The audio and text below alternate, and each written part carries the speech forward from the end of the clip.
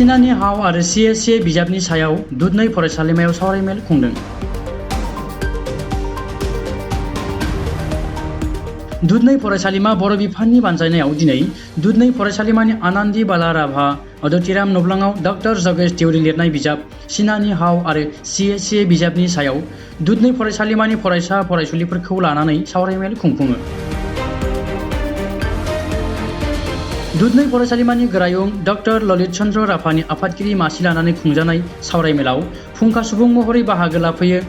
BTC sericulture बिफाननि बारग' दिथागिरि डॉ जगेश देउरि आरो दुधनै फरायसालिमानि बर' बिफाननि बारग' गाहाय बिबुंग्रा डॉ जिबेश्वर घोष बिथांमोना। हाबाफारियाव दुधनै फरायसालिमानि बर' बिफाननि गाहाय मुस्रि पूर्ण चन्द्र खाख्लारि आरो बर' बिफाननि साफ्रोम बिबुंगोराफोरा बाहागो लानायजों लोगोसे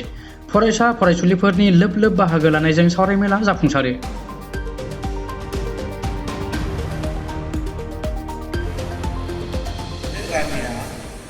प्रथम आबिष्कार खालामो रानि नालाय बिसोरनि लाइफ स्टाइला बेलेग बबेबा समाव साहा खिन्थु साहानि खोथा ओंखारनाय लोगो लोगो लु साहा होनना बुङो ग्रीन टीखौ लु साहा अफिसाव थाङोबाथाय मोनसे फ्लाक्सआव बिसोर फ्लाक्स मोनसे थाङो आरो बेयाव जों बिदि एकदम नर्मेल वाटार प्लेन वाटार थाया बेवहाय ग्रीन टी बेखौ माबानानै बथलाव सोना लायो बेखौ दै गांबाथाय जोंनि बायदि खट लोङा गरदसो लोंबाय आरो दोनलायबाय ग्रीन टी लु साहा जेरैहाय प्रथम साहायाबो चाइनायावनो जाजेननाय सिल्कआबो चाइनायावनो आबिष्कार खालामजेननाय बे सि लिंसिया जेब्ला लु साहा लानानै गावसिनि बागानाव बिफां सिङाव जिरायनानै साहा लोंबाय दंमोन गोजौ बिफां सानिफ्राय फिथोब थोबसे सायाव गोग्लैफैदोंमोन साहा कापाव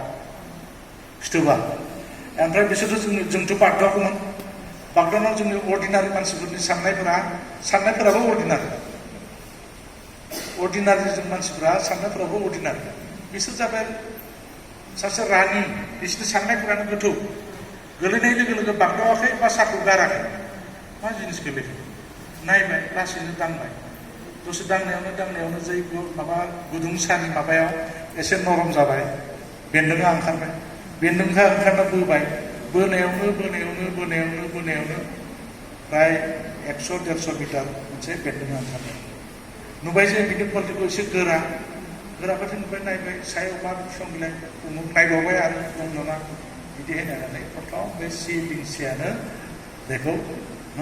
कुइन अफ टेक्सटाइल होनना बुङो सिल्कखौ कुइन अफ टेक्सटाइल आरो बिनि आबिष्कारखौ जिहेतु रानि खालामदोंमोन बेनिखायनो बै समहालागै नैबे आहम राजत्व थानायालागै बे समहालागै थारमाने सिल्कआ जों बायदि जनसाधारननि थाखाय नङामोन बेयो रयेल एटायार होनना बुङो सिल्कखौ रयेल एटायार राजाफोरनिसो बियो जोमग्रा बिदि बुंग्रा